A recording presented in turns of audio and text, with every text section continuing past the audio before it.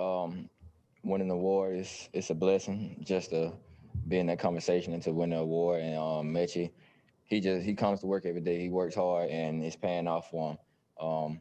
He's in the film room every day. He's going out to practice, working hard, and he wants to get better every day. Second question over to Nick Hamilton. Hey, DeVonta, thank you for taking the time out. I want to ask you, what is the biggest thing you've noticed about your own growth and development on the field as well as off the field? Just my attention to detail, how precise I want to be with everything. Just wanting to do everything perfect. Just getting as perfect as I can with everything that I do. Pat Ford, the floor is yours. Hi, DeVonta. I wanted to ask you first about being asked to play defensive back some in spring practice when you were first getting to school there and what your reaction was to that. And then secondly, when you really felt like you belonged and could play at the highest level there at Alabama. Playing DB, I kind of felt eventually it was gonna come, just with the depth and everything that we had going into the spring. I mean, I was willing to do whatever Coach Saban asked me to do. I was comfortable with it, and really, yeah, just do whatever he wanted me to do. Rhea Turner, over to you. Hey, DeVonta, tell me a little bit about that nickname you have, the Slim Reaper, and how do you plan on using that against Notre Dame?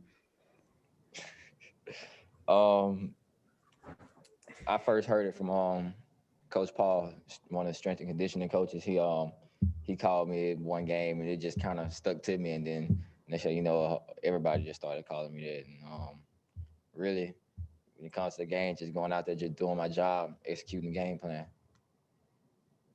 Mike Rodak, you're up.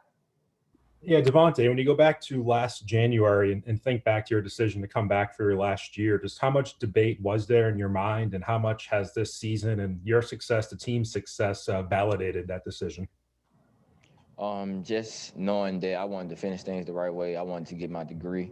I feel like I made the right decision and a great decision. And being around this team has opened my eyes to a lot of things and just made me very comfortable and glad that I made that decision. Cecil Hurt with the next question.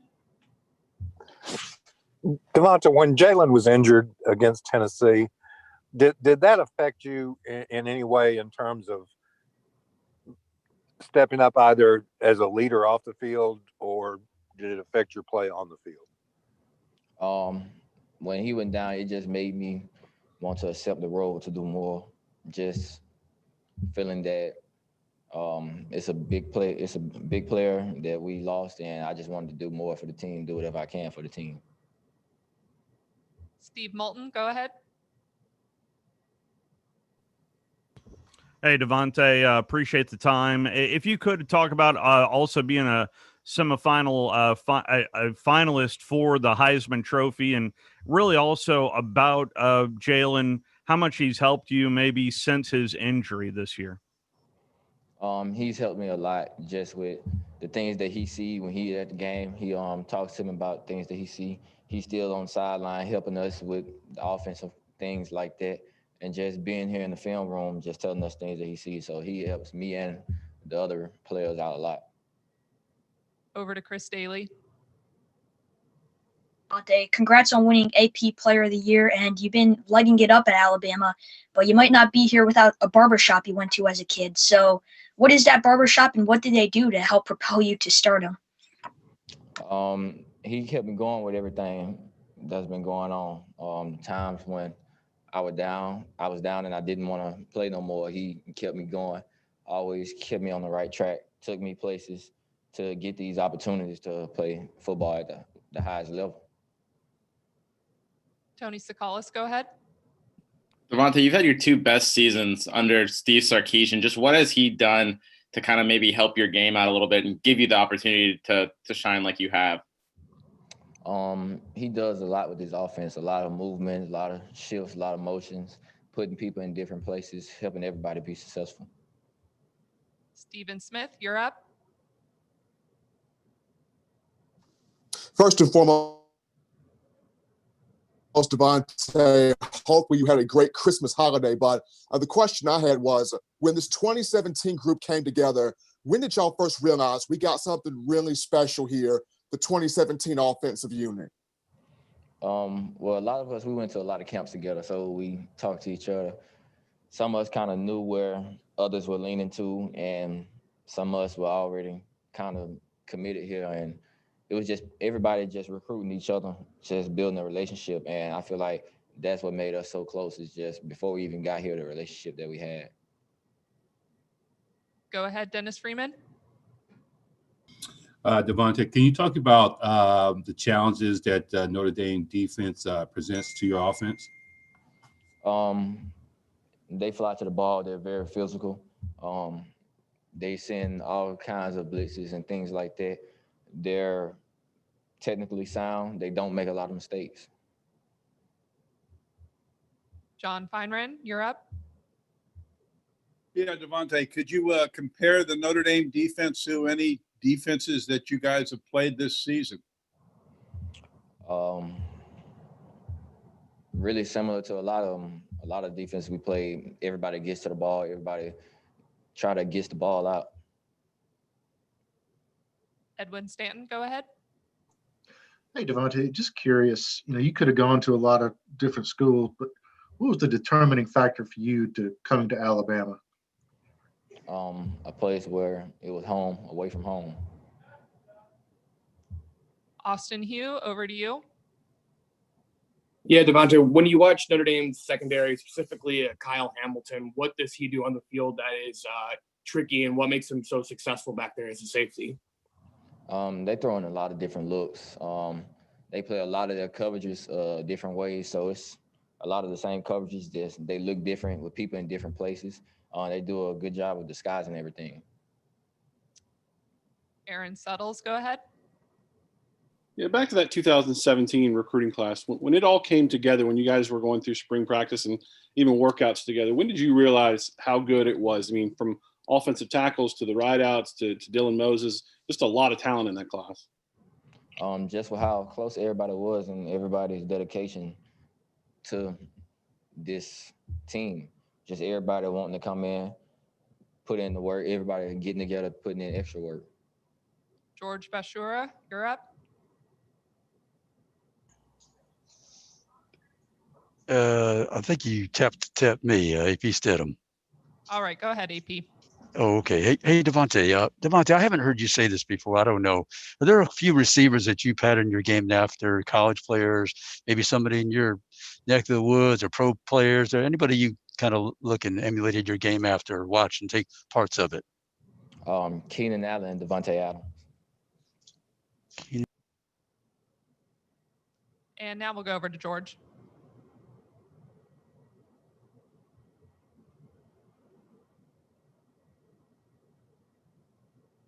George, go ahead. All right, we have a follow-up with Pat Ford. Yeah, DeVonta, you mentioned your barber friend who kept you going when you didn't want to play anymore. When was it that you didn't want to play, and why? My sophomore year in high school, broke my clavicle at a practice, and I always wanted to play basketball, and I was just really just frustrated with everything, and I just didn't want to play no more. We'll go back over to Steve Moulton. DeVonta, for most of us out here, we look at that catch at LSU as kind of your highlight moment of the season. Was that your favorite part of the year? If not, well, what was your maybe favorite moment of 2020 so far? My favorite moment has been the games where it's been a tough game. We've been in a dogfight, and this team just kept coming together, and we kept believing in each other. Offense believed in defense, defense believed in offense, and we just kept fighting as a team. So no moment of me specifically, just moments of this team being one. And back over to Pat Ford. I didn't have another question. All right. Any other questions for DeVonta Smith?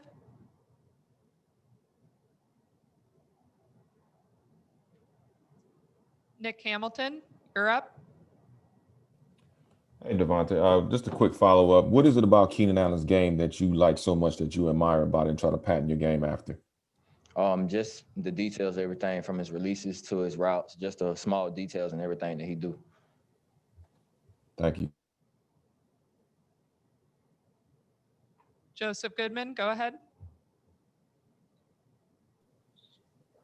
Hey, DeVonta, I've always wondered who was it that first called you Smitty? How'd you get that? I mean, obviously it's your last name, but who's the first person who called you that?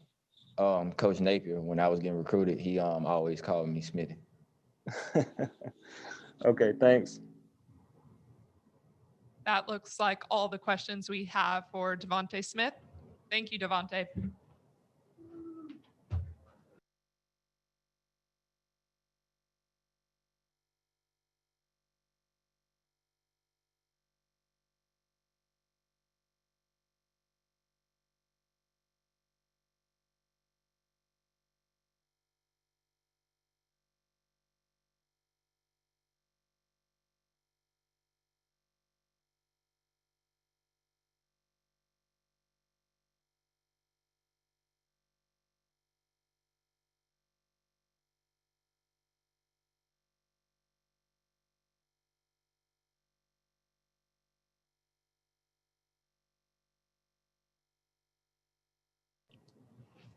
We're going to go ahead and keep things rolling with players. We're here with Alex Leatherwood. Dennis Dodd with the first question.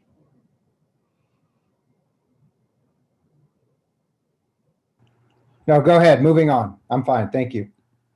All right. Nick Hamilton, you're up.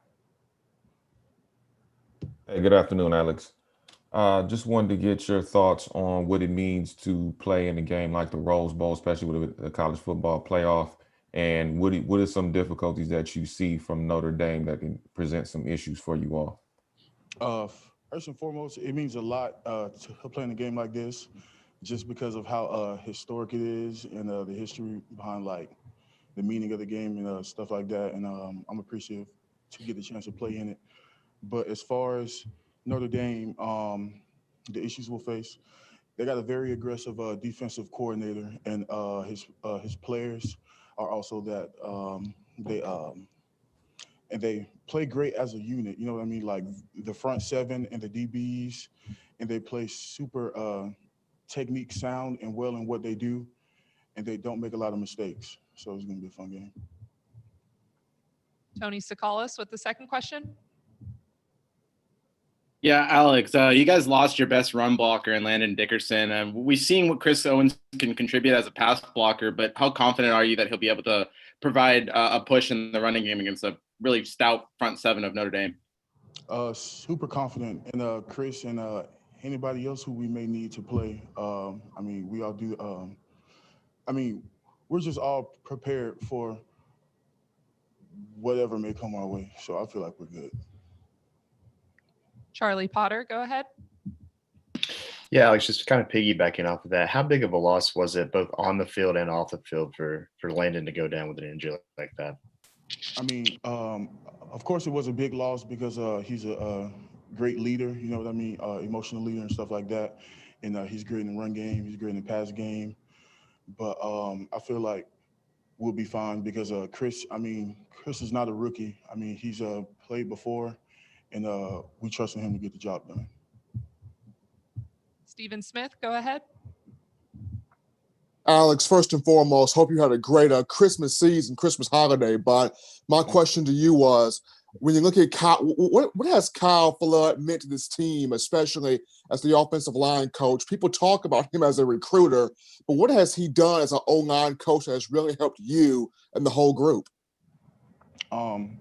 He's done a lot for us in this group, but one thing that makes him a great coach is he knows how to create the relationships with his players. You know what I mean? He knows how to coach people at an individual level and really get to know you, and knows how to coach each player a different way to bring out the best in that player. So I feel like that's his biggest plus as a coach. Lucas Weiss with the next question. Hey, Alex, thanks for taking the time. Can you chat about what John Metchie III is like as a teammate and his impact for the team this season? John Metchie as a teammate, I feel like he's like the ideal teammate. He's a very hard worker and he's super selfless. You know what I mean? He does everything that the coaches in the program ask of him to do. And he's just a hardworking guy. You know what I mean? He's a good dude outside of football as well. A great friend of mine personally, but I like him a lot. Aaron Suttles, over to you. When you look back at your recruiting class in 2017 and the talent that was in it, what do you think of it now? I mean, so many guys playing in the NFL already from that class and more guys going to be playing. What's your sort of, you kind of look back in awe of how much talent was in that class? Yeah, I do a lot. I feel like we're the greatest of all time, if you ask me. I mean, we just had like a lot of talent, but aside from us all being talented and things like that, we were all hard workers and we all had like a common goal in mind, and that was to win a national championship and be the best players that we could be, and that's why we came here. Mike Rodak, over to you. Yeah, when you think back to your decision a year ago to return to school, just how much do you think this season validates that and your development as a player in these past 12 months on top of, getting a degree and finishing school? I feel like it was a great decision, and of course now I'm seeing the benefits from it. We're getting a chance to play in the playoffs again, and I feel like I've improved as a player. Week in and week out, you know what I mean? It may be like small things in my game that I feel like I'm just taking to another level with every week, and I want to keep trying to build on that, and yeah. These will be our final two questions. Steve Moulton, go ahead. Alex, congratulations on a successful season. I was wondering if you could talk to me about what you've seen out of Notre Dame's front seven and what kind of challenges they bring. Their front seven is very physical, and they're physical, tough, technique sound, and aggressive. I mean, I can keep going on and on about their defensive front, but their interior, they're super stout. They're super high effort guys, you know what I mean? And just like the D ends, they're strong, they're good with their hands, they know how to pass rush, they can stop the run. They're a great defensive front. And their linebackers, you got the dude number 6, he's the Buckets Award winner, and he definitely plays like a Buckets Award winner. He's good. And just as all the other linebackers, it's a great group, and I'm excited to play them. Final question for Alex Leatherwood will be from Dennis Freeman. Alex, can you talk about how important is it for the offensive line and for the offense to establish your running game early against Notre Dame? I couldn't hear you. How important is it for the offensive line to establish the running game against Notre Dame early? Oh, that's important for any game, you know what I mean? Because you got to establish the run game so you can open up the RPOs, the pass game, and stuff like that. But not only that, but we got a head-to-head match with Notre Dame's O-line, to compete for the Joe Moore Award.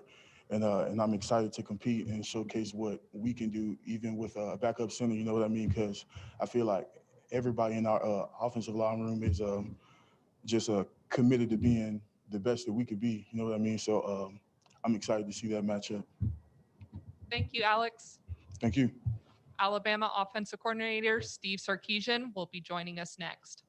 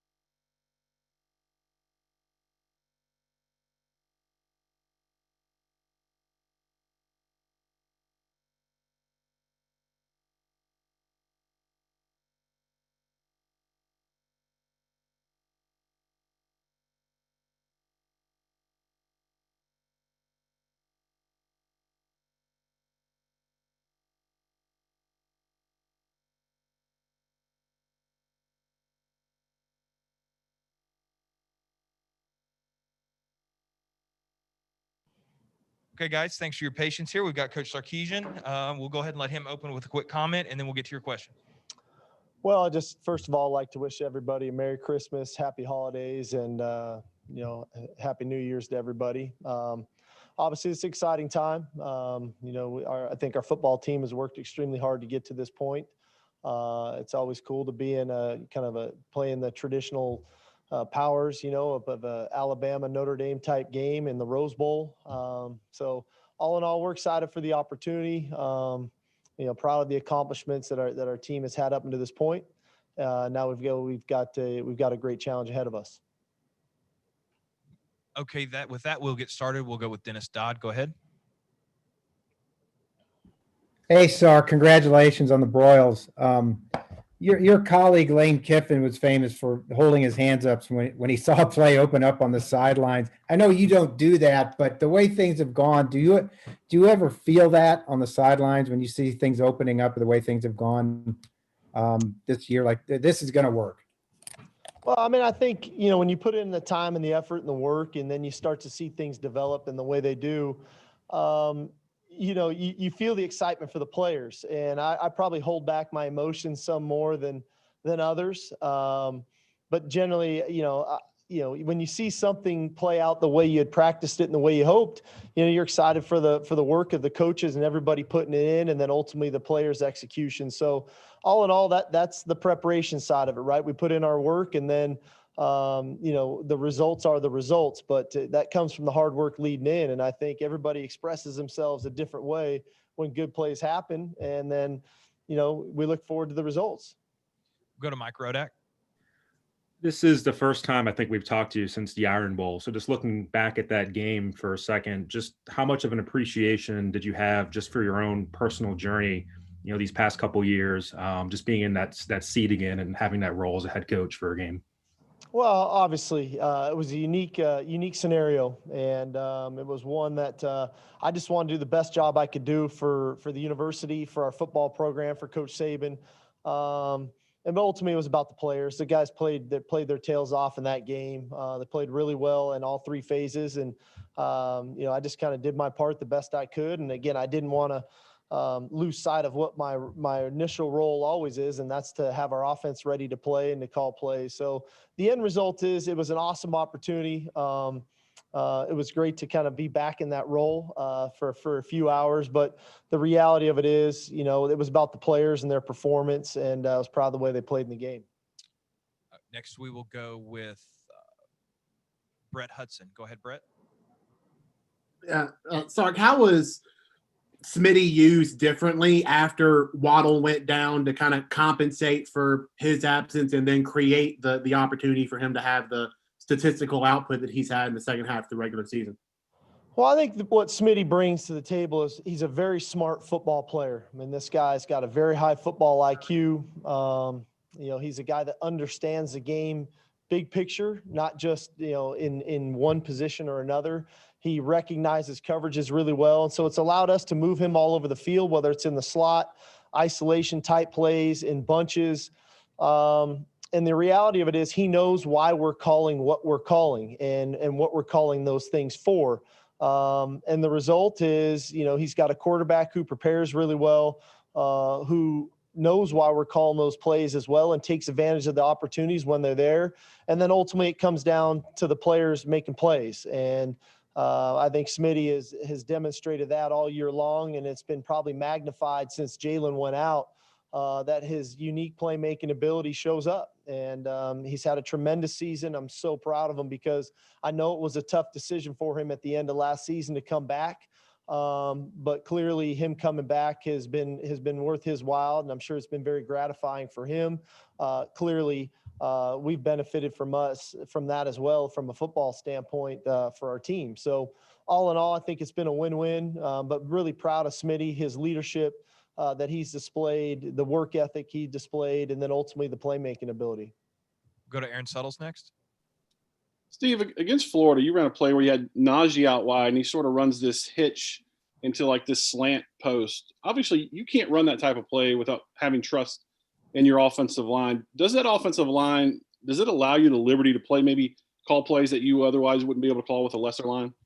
Without a doubt. I said this early on, I think in preseason, we've got a very veteran group up front. Even with Landon out and Chris Owens stepping in, we've got a veteran group. They've played a lot of football. They've seen a lot of defense. So you get a feel for them in preparation of the things they're comfortable doing, the things that maybe they're not as comfortable doing, and then you trust the dialogue that you have with them. And so all in all, I felt good about where we were at from a pass protection standpoint in that game, and those guys assured me of that. And so it allowed us to do some different things, maybe out of empty and whatnot, that play in particular to allow us maybe another second to let a play develop. Okay, we will go with George Bashura next. Good afternoon, Coach Sarkisian. Thanks for taking my question. Go ahead, George. Notre Dame's defense has been very tenacious. George, you're going to have to unmute yourself, George. Okay, hold on. We'll go to somebody else, George. We'll go to John Finneran. Coach, I was wondering if you could probably dissect the Notre Dame defense for us, and where do you see some similarities to some other defenses that you've played this season? I don't know if I could completely dissect them. They do a great job. I mean, Coach Lee's a tremendous football coach. They've got a great scheme. They've got a team that plays hard, that plays tough, that plays sound football. They're very aggressive up front. They're aggressive in the back end. They create turnovers. They attack the football. They do a tremendous job of getting off the field on third down.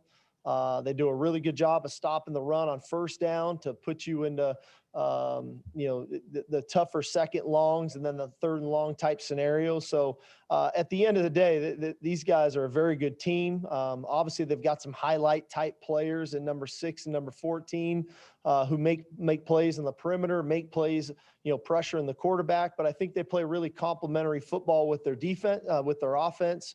They get you off the field on defense, and then they possess the ball on offense. And so we've got to do a great job in this game of extending drives on third down and then ultimately maximizing opportunities in the red area to score touchdowns. We'll go to Joseph Goodman. Hey, Steve, DeVonta is obviously up for the Heisman Trophy this year. How has that receiver position kind of evolved with this new era of offense in college football, making it, I guess, more impactful and important? Well, I mean, I think clearly you look around the country, a lot of people are throwing the ball. So receiver numbers are what they are right now. I can't speak for everybody. Where I speak for us is, we lost 2 great receivers last year in Henry Ruggs and Jerry Judy. We lost Jalen Waddle early in the year this year. Obviously, John Metchie has stepped up for us, but it created a unique opportunity for DeVonta Smith to be a guy where we had been spreading the wealth around so much here for the last couple of years that all of a sudden now he can become a real feature guy. And I don't know if that's what everybody else does. I know our system is complementary on offense. We like to be a balanced attack. We run the football clearly with Najee. We try to spread the ball around. We're obviously a big formation team, but from a receiver standpoint, I'm sure it's a lot of fun for a lot of guys because the game has changed so dramatically over the last 10, 20, 30 years to where more guys are getting more opportunities to make plays down the field catching the ball, and I think that stems back to high school and in 7-on-7 and what everybody has going on there. So. Again, I can't speak for everybody else and the receiver play. I do speak to the fact that, we're fortunate enough to have one of the best ones in the country on our team and provides a great deal of leadership on our football team. We'll go to Lucas Weiss. Hey, Coach, thanks so much for taking the time. Just following up on John Metchie III, Coach Saban mentioned yesterday just the positive impact he's had on the program, how tough he is, how physical he is. Can you just elaborate on the growth that you've seen in John from the start of the program to now and how he'll be utilized against Notre Dame on Friday? Well, I think when he came in, he was really the 5th guy in that room. And I think to his credit, he really tried to learn from those guys. And he really tried to see, what does Ruggs do? What does Judy do? What does Smitty do? What does Waddle do? And how does that fit my game? And then when this year came around, it was still a little unknown A&M shows up and the guy has a breakout game against a quality opponent, top 5 opponent in the country. And I think that's when he stepped onto the scene. I think for himself, the confidence kicked into all the work I've been putting in is starting to pay off now. So he's a huge asset to us. I think he provides, again, a lot of versatility. He's a very smart player, which is key in our system. So complementary football with he and DeVonta, and then obviously what Najee's doing in the backfield, we've got some pretty savvy players that can move around the field. We'll go to Nick Hamilton. Nick? Coach Sarkisian, wanted to get your thoughts on Mack Jones as well as DeVonta Smith. What have you seen from those two individuals as far as their progression and their growth over the course of the season, both on and off the field? Well, they're both great leaders. I think the one thing, especially in this day and age of college football, very rarely do you have guys that are highlight really good football players for you in their 4th year. So many guys leave early, right? So both those guys have been around the program. They've been through the battles. I mean, DeVonta is notorious for the 2nd and 26 catch against Georgia in the national championship game. Mack came in as kind of the 3-star, grinded out, sitting behind a Jalen Hurts and a Tua Tagovailoa. But at the end of it all, it is the perseverance that they provide, the leadership they provide, and then ultimately the performance. These guys prepare better than anybody right now on offense for us in their preparation for the game, and it shows in the way they play the game. And their preparation is at the highest level. They remind me of NFL players when it comes to that. And the result is they're prepared for what they may see from the opponent. They're prepared for what's asked of them from us from an offensive standpoint. But more importantly, they provide a model for our younger players of this is how you want to go about your business if you want to play at a high level. And that's not just on the field, that's off the field in their preparation. So all in all, I'm so proud of these 2 young men because for DeVonta, which we talked about, for him coming back for his senior season, and then having the results that he's having, and then also for Mack for the perseverance. This is a guy who waited his turn, got thrown to the fire late last season, showed some resiliency, bouncing back from a couple interceptions in the Auburn game, and then this offseason came and just almost wouldn't be denied and set himself up for a tremendous season. And so the results that he's having now, I'm very proud of him, and I'm happy for him because he's earned it. Go to Charlie Potter. Kind of piggybacking off of that, what does it say about the balance of this offense that you guys have 3 of the top 5 Heisman vote getters, and just how much fun is it to coach these players when they buy into that and have success on the field? Well, I think it speaks volumes to our team in general. I mean, I think anytime awards like this come up, and like for us to have 3 of the top 5 in the Heisman means our team is playing good football. Those things don't happen if you're not winning football games, if you're not in this situation in the college football playoff. So I think that's a byproduct of being on a good football team. But for us as an offense, I think the idea that these guys bought into the run game helps the passing game. The passing game helps the run game. We are not one-dimensional. We don't recruit one-dimensional offensive linemen. We ask them to run block. We ask them to pass protect. We don't recruit one-dimensional backs. Clearly, Najee and his versatility of running the ball, catching the ball out of the backfield. Brian Robinson kind of in the same mold, and very intelligent receivers. And so, we do use quite a bit of formations and motions and things.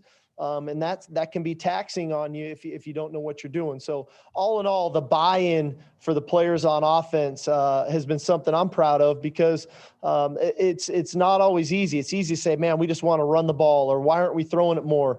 But I think our players are mature enough to know that we need both aspects of our offense to make the other one go. And the result is, those guys are not the only ones, but those guys are getting, the accolades that I think they deserve. Okay, we'll finish up with Stephen Smith. Coach, just talk about how much your relationship with head coach Nick Saban has grown. You came back to Alabama in 2019 as the offensive coordinator. What have you learned the most from Coach Saban, and what do you hope that he's learned from you?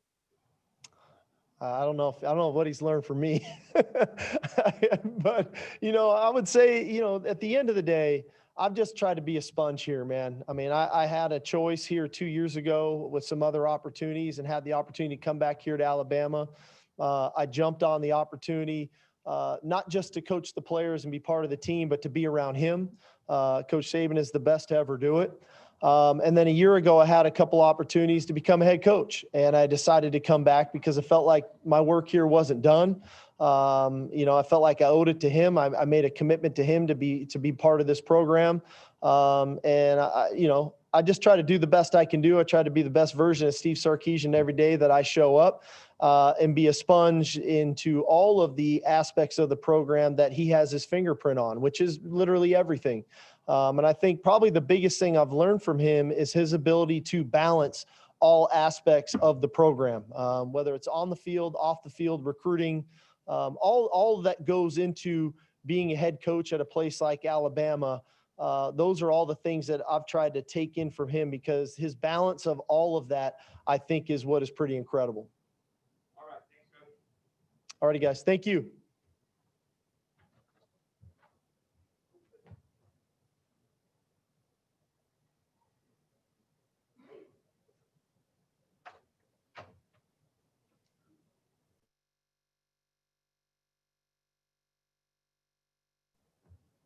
And we will be continuing back with players. We're here with quarterback Mack Jones, and we will open it up with questions. AP Stedham with the first one. Hey, good afternoon, Mack. Hey, how's it going? Oh, good, Mack. Very well, thank you. Say, Mack, what have you seen from this Notre Dame secondary, and specifically their cornerbacks, how they try to take care of an elite receiver like somebody like DeVonta? Yeah, I think they do a good job. Coach Lee, with their scheme, 4 down fronts mostly, and then they try and play quarters on the back end and do a bunch of different things too. But I think the big thing is that those guys in the back end, they know where their weaknesses are, and then they also are always in the right spot. So when you play a defense like that, you got to understand that they know where they're supposed to be, and you just have to find the right holes in the defense. And obviously they're really well coached and they play really hard. Whenever someone's getting tackled, there's 9, 10, 11 guys around the ball. So, it just shows that they play together and they play really hard, and they're one of the top defenses in the country. Rhea Turner with the next question. Hi, Mack. Looking back when you first started at Alabama, you were just a backup quarterback for Jalen Hurts and Tua Tagovailoa. Now, fast forward to 2020, you're currently a Heisman candidate. Did you ever think in a million years you'd be in the position you're in right now? Yeah, I try not to worry about future events and things like that, but really just, I did create a bunch of goals for myself, and my teammates obviously have a bunch of goals as well. And we kind of come in as a freshman group, and we had a great class. And yes, I did learn a lot from Jalen and Tua, and I definitely set goals to try and become a better player so I could help the team. And I just tried to work really hard. And obviously a lot of guys that were in my recruiting class did the same. So I think it's really showing, but at the same time, we have a lot left to write in our story, and that's going to be important this next game. Chris Daly, go ahead. Hey, Mack. So you've gone through a lot, flipping from Kentucky to Alabama and then having to sit behind Tua and Jalen, as just mentioned. So mentally, how gratifying is it to play in the Rose Bowl, and how are you preparing mentally for this big game? Yeah, it's definitely a blessing. Any college football player would want to say they wanted to play in the game like the Rose Bowl and a college football playoff. So we're just really happy to be here, but at the same time, you got to kind of ask yourself if you're satisfied with just being there, or do you want to really take advantage of the opportunity?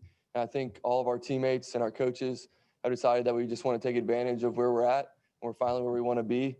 And like I said, it's a great blessing, and we're just looking forward to the opportunity. Brett Hudson, over to you. Yeah, Mack, I was wondering if you could say something about Joe Dixon and the role that he's had in this season for you and kind of helping you reach this point. Oh, you're talking about Coach D? Yeah. Okay, yeah, sorry, I couldn't hear you. Yeah, Coach D is a guy that I've been around for a long time, probably since I was like 8 or 9 years old. We talk almost every day on the phone or texting, and he's just a guy that, he can always help me out if I need something with my mechanics or anything with the scheme that we're doing. Just because he's been around football for a long time and he's seen a lot of good players and a lot of good coaching. So just really happy to have him there, kind of just helping me out. But at the same time, we also have great coaches here that have helped me along the way, starting with my freshman year all the way to now. So, just getting kind of that third party outside source that I can have as like a family member type person, and Coach D has been really cool. Peter Sampson, go ahead. Mack, I want to ask you about Kyle Hamilton, number 14 on Notre Dame's defense. What kind of matchup problems he can create, and then as a quarterback, how important it is to identify him before every snap, and then maybe even like make sure you make eye contact with him to potentially move him around. Yeah, that guy, I mean, he's all over the tape. I mean, you see him everywhere. He's blitzing, he's in the back end, hiding pressures and then coming or, covering people. So he's a real lengthy guy. I think he's like 6'4". I mean, you can see it on the tape. He understands football. You can tell he really studies his part, and he knows exactly what to do. And I'm just looking forward to getting a chance to go against someone like that. I mean, it's almost like an Ed Reed type person where you have to find him every play. I mean, you got to know where he is because he can really like ruin a play for you if you're not finding that player. Lucas Wees, over to you. Hey, Mack, thanks for taking the time. How much has John Metchie III grown as a receiver this year? And can you describe what he's like as a teammate off the field? Yeah, Metchie's a great guy. I mean, he wakes up early. He comes to work. I mean, he's just one of those guys that's a grinder, and he's been doing that since he's gotten here. And really this summer, I was just really happy to see him, when we're obviously in different cities, but when we were in Tuscaloosa working together, I mean, he'd wake up at 6 a.m. and come throw or whenever we wanted to throw. So it just shows that he's grown a lot too. He's kind of gotten a lot of opportunities this year, and he's done a great job, and he's a great team player. One of my favorite plays is that play last game where he kind of got the fumble back. I mean, that just shows you what type of player and competitor he is. He didn't even get the ball on that play. He ends up flipping a turnover, and then we score on the next play.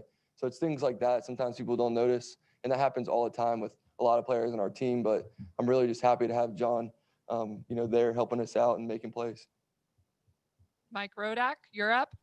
Yeah, Mac, when you think back to about a year ago and you had a couple juniors who decided to go to the NFL, but a couple who stayed as well, with DeVonta and Najee, just how much were you involved in campaigning for them to come back, and what has it meant to have them this season for you? Yeah, at the end of the day, I mean, that's their personal decision, but obviously, when you're becoming a new quarterback at Alabama, you want to have good playmakers around you, and we have that. But at the same time, those guys came back and kind of put the we before me, and they wanted to win a national championship, and we're kind of where we want to be. And at the same time, I'm just really happy that they've kind of increased their stock or whatever you want to call it as the season's gone on, and they've just proved that you can come back and work for something and be where you want to be. So we got a little bit ways to go, but I'm really proud of those guys, and I'm just super thankful that they actually did come back, and I got a chance to play with them for a full year. Nick Hamilton, over to you. Good morning, Matt. I wanted to get your thoughts on where have you seen your progression and where have you seen your growth over the course of this season, and what have you learned from Coach Sarkisian as well that has helped you along the way? Yeah, I think, just the season's been obviously pretty wild. Being the starting quarterback and stuff, there's a lot of pressures and things like that, but at the same time, you got to learn how to manage it and just be a good teammate and then try and be the best quarterback that you can be. And, each week there's a different challenge. So you just have to first understand what the challenge is and then figure out how you can beat that challenge. And obviously Coach Sark, you can see it on the field. He calls great plays. He's great at developing players. All the players love him. I mean, we all are behind Coach Sark 100%, and he's an aggressive play caller, and it shows on the field. And we love how he adjusts to what we're saying and telling him too. Some offensive coordinators probably don't listen to their players as much, but he definitely takes in what we tell him and what we see on the field, and then we kind of combine to come up with the game plan and even in-game adjustments. John Feinran, you're up. Yeah, Mac, I wonder if you could dissect some other Notre Dame defensive players, Owusu Mora and some of the other players that you've seen on film. Yeah, Jeremiah, number 6, does a great job. I mean, the guy, obviously won the Buckus Award, and you see him on film. He can cover people. He's all over the field. I mean, he creates turnovers. causes fumbles, interceptions, all sorts of things. But I think he's kind of like the pivotal piece in the defense. But at the same time, they got great players all around. They create a lot of movement up front in the defensive line, play a lot of different guys. Linebackers are, bigger run stopper type guys, but at the same time, they're all over the field as well. And in the back end with the 4 guys in the back end, we already talked about 14. And, he's kind of the leader back there. But all those guys have played a lot of football. It's 9 seniors or something like that. So we just got to be ready. They're the top defense in the country and obviously really good on third down too. So we're just looking forward to the opportunity. We have time for just a few more questions for Mack. Aaron Suttles, you're up. Matt, going back to your recruitment in that class of 2017, obviously it's easy to look back now. There's so many guys in the NFL from that class. There are going to be even more going into the NFL. As you're going through your recruitment, you're meeting the guys, or even when you get to campus, what was the first moment you realized that class was special? Yeah, I mean, I knew they were all special even before we got here at camps and stuff. I mean, all those guys, Metchi, Ruggs, Judy, throwing to them at some camps, really cool opportunity. And obviously, you can look at that class and be like, wow, right now there's a few guys in the NFL, a few guys that will be in the NFL probably next year. And it's just really cool to be a part of that class. I was kind of the second quarterback. And obviously, like we talked about earlier, I learned from Tua, and I've also learned from everybody from that class. So it's been really cool to be a part of that growth. Dennis Dodd, go ahead. Hey, Mac. I wonder if you could give us an idea of what the offenses face defensively. What lengths or defenses go to try and stop you guys? Just maybe the number of defenses you've seen as defenses try to catch up. Yeah, early in the year, I think people would try to play us how they wanted to play their defense against us. And then you kind of saw the transition as the year went on. Some people dropped 8, some people played more coverage, and then some people will try and pressure. But we kind of had answers for a little bit of everything. And it really just goes back to going against Coach Saban's defense and his philosophy. He's very multiple in his scheme, and Coach Pete and all them. So they do a good job in practice giving us different looks. But, yeah, it definitely changed as time went on. And, I mean, there was one game when the team literally dropped 8 the whole time, and you just got to take what they give you. It kind of is what it is. And it's good to go against different type of defenses like that because you get good learning experiences on tape and obviously when you're out there on the field. Final question for Mac will be from Tyler Martin. Hey, Mac, I know losing Landon was huge in the Florida game, but just speak to the level of your confidence with Chris Owens and what have you seen from him in practice the last few days? Yeah, I mean, losing Landon's definitely a tough gig, but we got to kind of just bounce back, and Landon would want nothing more than us to just keep doing what we're doing, and that starts with Chris. I mean, Chris has been here for, many years, and he's also one of my close buddies that, he does a good job. He's played tackle, guard, center. I mean, we go way back years and years, so we kind of have that same communication level, and we've been working on it this week, and I've just been really proud of him and the opportunity that he's gotten. I mean, that's a great experience just to be able to say, hey, I'm starting in the college football playoff game, and I've been here for a while, so we kind of have that similar late bloom, so I'm just really excited for Chris, and we're on the same page, and we're ready to roll. All right, thank you, Mac. Thanks, guys.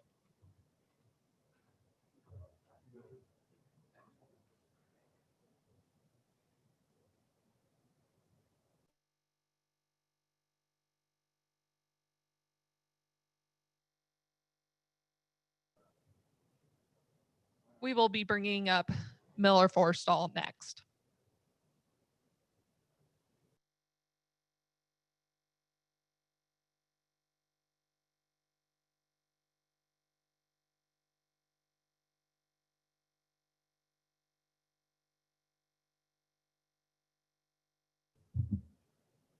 Next player we are joined with is tight end Miller Forristall.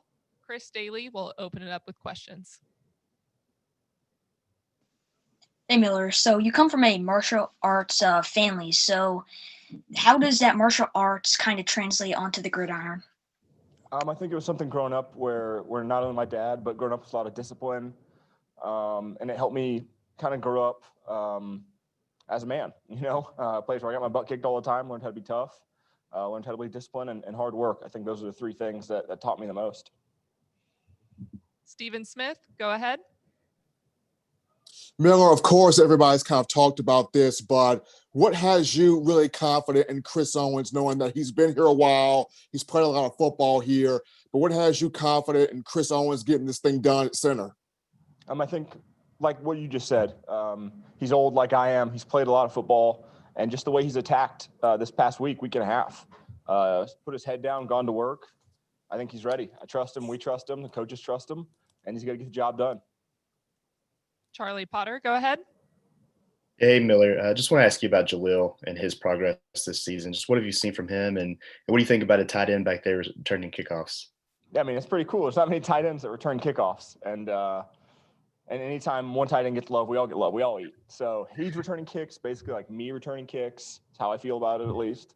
So, no, he's a guy that's really grown up this season. I think everybody's seen him evolve and the player he can be.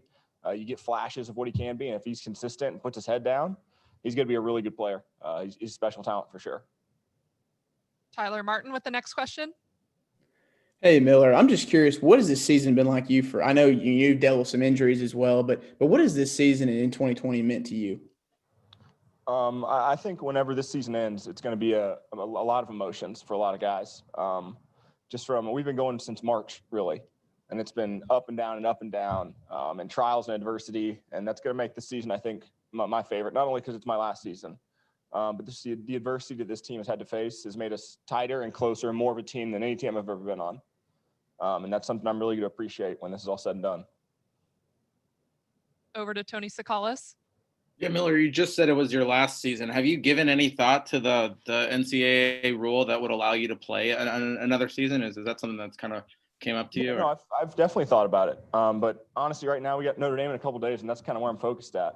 Last season or not, didn't mean anything by that. I just know we're focused on Notre Dame right now, and that's kind of where our head's at. And we're just going to try and take the season in one day at a time, one game at a time. So, Mike Rodak, go ahead. Miller, about this time last year, there was a few juniors who left for the draft, but a couple who stayed as well, and DeVonta and Najee. Just how much did you campaign for those guys to stay, and what have they meant to the team this year? I mean, I think these guys are getting all this national recognition, and you can kind of see from a football side what they do, but you can't see from a locker room side, from a leadership side, the things that they do, and I think that's invaluable. A guy like DeVonta Smith, how good he is of a leader on and off the field, and the same with Najee. Those are the things you guys don't see. But we get to see every day. And of course, I push for those guys to come back. I mean, if I stay another year, I'll push for even more guys to come back. But those guys are invaluable to our team. And them coming back, I think, has kind of set the standard for what this year is going to be. We're an old team. We're a mature team. And this is, I think, the closest team I've ever been on. So. Do we have any other questions for Miller? All right. Thanks, guys. Thank you. We'll be bringing up the next player momentarily.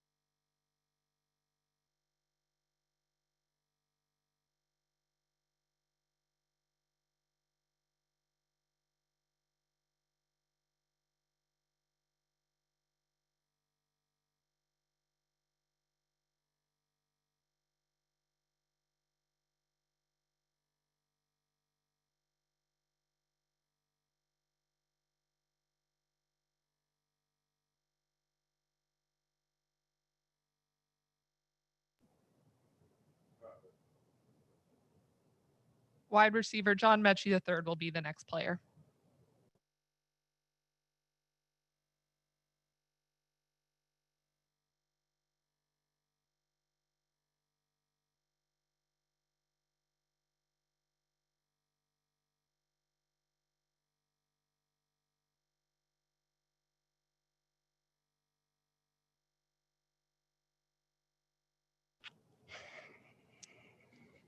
Here we are, John Metchie III.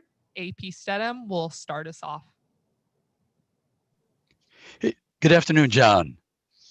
Say, John, I wanted to ask you, you're like a world traveler, born in one country, came over to another, and then you've been in a third country. So what has that meant to you to be a world traveler and be a part of the University of Alabama football team? And when did you hear that? Good afternoon. It's been an honor. I think it's an honor to be part of the University of Alabama, and I think just all of my travels has just made me more cultured. I've got to experience a lot of different cultures, meet a lot of different people. So that's what I think of it. Lucas Wees with the second question. Hey, John, thanks so much for taking the time. Two-part question. First, Coach Sarkisian was in earlier just chatting about how you came into the program behind a long list of great receivers. How important was it to learn from receivers like Judy and Ruggs? And secondly, how has your play this year just inspired Canadians who are interested in playing football? I think to answer the first part, I think it was a great opportunity for me last year, being behind all those receivers. I think it was a good opportunity for me to learn and take advantage of it and really see how they did things then, and just kind of sit back and learn from them. Like, who really wouldn't want that? And I think for the second part of the question, I'm not really sure how I inspire an individual person. I just really want them to be able to know that if they want to play football at the highest level, that it definitely is attainable. Chris Daly with the next question. Hey, John. So in the SEC championship, you made a lot of social media buzz for that hit that you had. So who taught you to tackle as a wide receiver? I guess just as a kid playing football, you play both ways. You play offense and defense, and at the end of the day, whoever has the ball, whatever happens out there, you just have to play football. But I guess if I would give it to one person who taught me how to tackle, I'll say my brother. I'll give it to my brother Royce. My brother Royce taught me how to tackle like that. Do we have any other questions for John?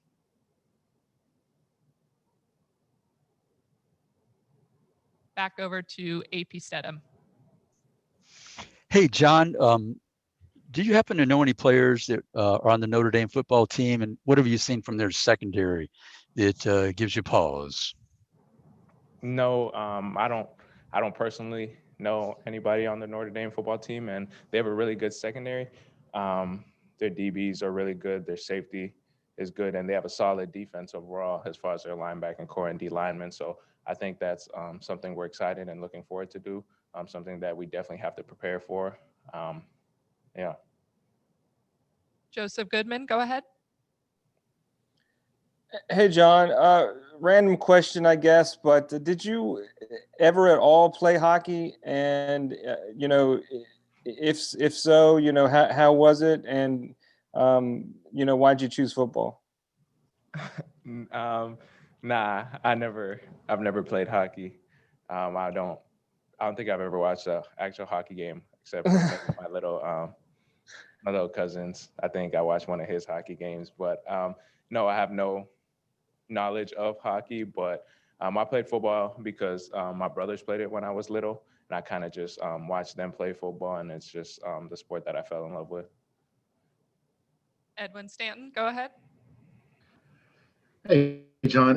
Najee likes to call himself a member of the Rideouts, kind of jokingly. After the SEC championship game, do you think he deserves to be a member? Oh, Naj, he's been a rideout. They're saying this isn't any. I mean, it may be new publicly that he's a member of the rideouts, but yeah, Naj has definitely been part of the rideouts. Chris Hummer, over to you. Hey, there's a pretty decent chance DeVonta becomes the first Heisman winner at wide receiver in like 30 years. For those of us a little less technically versed in what makes a wide receiver great, can you kind of explain what separates DeVonta from so many other people from a technical standpoint? I think what separates him the most from everybody is definitely just his hard work and discipline. He's an extremely disciplined person, and he works extremely hard, and also consistency. Just shows up every day and brings his best every day. So I think that's definitely the characteristics that separate him. Tony Sakalis with the next question. Yeah, John. Earlier this week, Nick Saban said that you were the epitome of what everything you look for in a receiver. First off, what does that mean to you? And then second, to kind of piggyback off of Chris's question, just what have you learned from DeVonta that will allow you to kind of be the guy next year when he moves on? I guess that means a lot, especially coming from your head coach. That means a lot to you as a player, but also just learning from Smitty. I think just playing with him, playing alongside him, and seeing him every day, I think I'll be able to take just the focus of being able to focus on the task at hand and being able to be consistent and bringing your best every day. That looks like all the questions we have for John Metchie. Thank you, John. Thank you. Thank you for having me.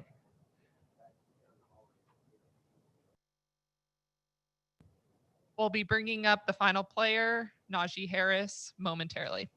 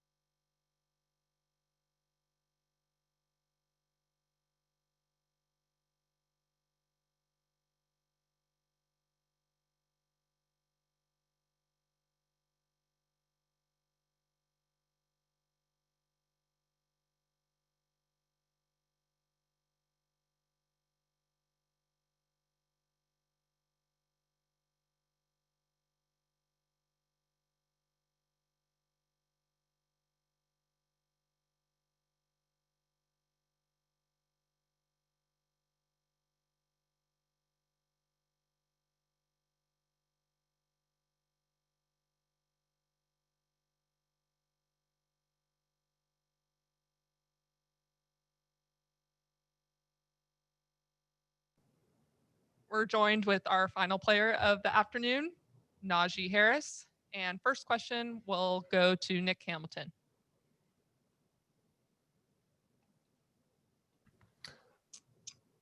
Hey, Najee, how are you? I wanted to ask you, First of all, what does it mean playing in the Rose Bowl game, you being from California, and what that means? And also, you average about 6 yards a carry. So what do you have to do to be successful on Friday against this physical Notre Dame defense? It's an honor playing the Rose Bowl. Like you said, it's supposed to be in California, but due to the circumstances of COVID, they changed it. I love watching the Rose Bowl, so actually playing it is an honor. But back to Notre Dame, I mean, yeah, I didn't even know I averaged that, but like that's not really my goal going into game. It's just doing when my numbers call really is just performing at the best, really. So whatever that is between passing or running, just perform and do it at a high caliber. Chris Daly, go ahead. Hey, Najee. So it's really inspirational how you kind of went from a homeless to now playing in the Rose Bowl, reminiscent of Jacobs, actually. So what's your relationship with Josh like, and what does this place, the University of Alabama, hold in your heart? You said, what's my relationship with Josh like? Yeah. Oh, Jacobs. Oh, I'm sorry. I know a couple of Josh. Yeah, Josh, I was here. He was here my freshman and sophomore year. I absorbed a lot from him, Damian, and Bo. We don't really talk that much, obviously, because he's in the league, he's doing his thing, he's busy. I'm over here at Bama, we're busy. But from what you're saying of homeless, overcame a lot at a young age. But I guess I wouldn't take any of it back because I learned from a lot of it, from financially and being grateful from the little things that I have. So I'm grateful, I guess. Next question over to Darren Pritchett. Najee, yesterday Ian Book was talking about your 7-on-7 days and playing together.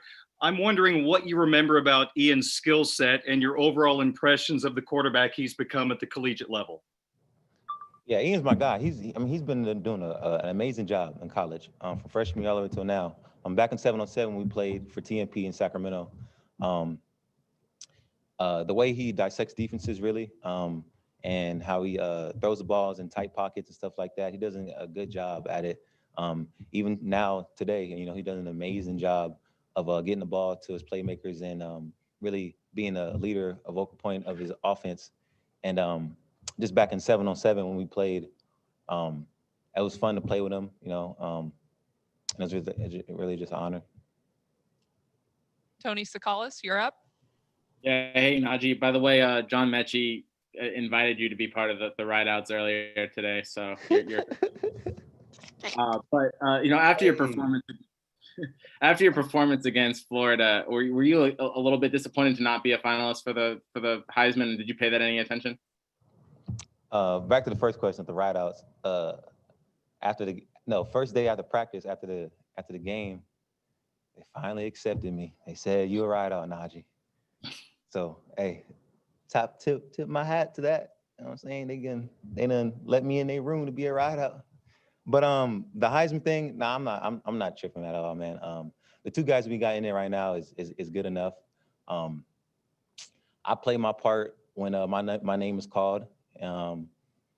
So it really doesn't matter if I'm in the race or not. That's really it. John Feinren, you're up. Yeah, Najee, going back to Ian Book, he said that he actually complimented you. He said that when you needed to go in one-on-one situation, you knew he could throw the ball up there and you'd come down with it. You want to comment about that? And then also talk a little bit about the Notre Dame defense that you'll be facing this Friday. You said that? About throwing it up to me? Yep. It's true. That's why. You just throw it up to me and I'm going to catch that. Real stuff. But their defense is good. They got the bucket swarm window, of course. The secondary is really good. Their front line's good. Their linebackers is really good of attacking the run, reading out stuff. They're really, really good at really, really good, well-coached defense. High motors all across, never stop all the way. They fight all the way through the whistle. And that's what you want in the defense, of course, and playing us. You always got to keep going and play through the whistle. And they do a good job of that. And obviously the record shows it that they're a good team all across the board. They got good players, and number 6 guy is a really good player. Chris Hummer, over to you. Hey, Najee. How do you, first of all, how do you remember the last few days of your recruitment? And then spinning off of that, what do you remember thinking about that 2017 class you were potentially going to be a part of at that time? Potentially going to be a part of? Oh. Yeah, at Alabama, the 2017 class that you were potentially going to be a part of when you were making your decision. What's up? Oh, so going back to recruiting, I didn't like it. It's too much attention. Way too much attention for me. I think I just showed up here. Hey, I just showed up. I didn't even tell them I was coming here. I just showed up. I was tired of it, man. I just popped up at the airport with Tua. And then I didn't even know really all the recruits that was here. So first day of practice, I seen all these recruits that I knew in high school. I'm looking around, I'm like, man, you know, we actually got a pretty good recruiting class here. And I mean, obviously it showed up in the championship game freshman year, and now ever since. I think we took off. Coach Saban did a really good job of recruiting. You know, hopefully we get to bring one home, Natty home. Rhea Turner, floor is yours. Najee, what do you think your biggest challenge will be going up against Notre Dame's defense? I'll say my biggest challenge for me personally is not getting blowed, to be honest. The last game, I mean, I barely played the fourth quarter this whole year. I probably played in maybe 3 of them, fourth quarters. So really me getting back to my cardio and getting back to playing through 4 quarters and really not sustaining not getting blowed. Because last game, I mean, I got to say I was blowed. It was the first time I played the fourth quarter. So really just playing through the whistle, finishing out every run, finishing out every play, blocking techniques, really being fundamentally sound, I think, is where I need to be good at for this game, because they're a really well-coached team. So me being fundamentally good in all the little things, I think it's going to help me out a lot. You know, they got good players. They got a good defense. They got a good defensive front, good linebackers who can run. Like I said, number 6 is a really active player. The way he blitzes, he's not blitzing to make a move or nothing like that and to look good and flashy. He's blitzing to come with bad intentions. And that's what you want in a linebacker like that. So really just being fundamentally sound in all the little things. We have time for just a few more. Joseph Goodman, go ahead. Hey Najee, just wanted to say first off, it's been a joy to watch you play for the past couple of years. I wanted to ask you about your famous touchdown celebration of Megan Rapinoe, and what about her inspired you to do that? And was that just kind of a spur of the moment thing for you, or what? Nah, man, Megan go crazy. She's from California, first of all, and she listens to Nipsey. Nipsey's Nipsey Hussle, one of my favorite rappers too. So she gave a shout out to him, and then really all the stuff she stands up for, she's a feminist, and how the females, how women in the world gets treated unfairly, and how they get paid different stuff than men. So she really stands up for all that. I like how she does that. Obviously, the social injustice that happened, she plays a part in all that, and for her to be a woman and saying all that stuff, it could be scary for her for being a woman in what they will say is a man's world, and her just playing a part, standing up, not listening to all the naysayers out there, and really just standing up for what you believe in. It's motivating, and it's inspirational. So me as a male, I guess you could say maybe not too many males will say they look up to a woman nowadays, but I really look up to her. Just for what she does outside of sports. And I guess I'd have gave her a shout out with a little stuff, right? We'll wrap things up with AP Stedham. He always last, ain't he, AP? He always last. Hey, good afternoon, Najee. How are you doing? What's up? I'm good, Najee. I'm good. Say, Najee, you're wearing 22 at Alabama. A lot of legends before you have worn that number. Johnny Musso, Tony Nathan, Mark Ingram. As a matter of fact, Johnny Musso said to tell you you've worn it well, and he appreciates it. That, man. Thank you for letting me wear it. Yeah, Johnny. But have you ever seen those players on film or met any of them? Johnny Musso, Tony Nathan, or Mark Ingram? I have met Mark Ingram. I think anything besides that, I would have been in California chilling. I don't know how old the people are. I'm guessing when did they play?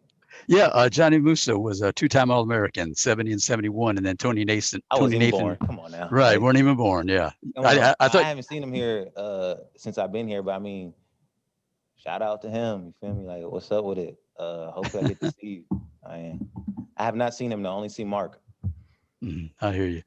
But okay, Najee, thank you very much. Appreciate it. Thanks for having me. Is that it? Thank you, Najee. right.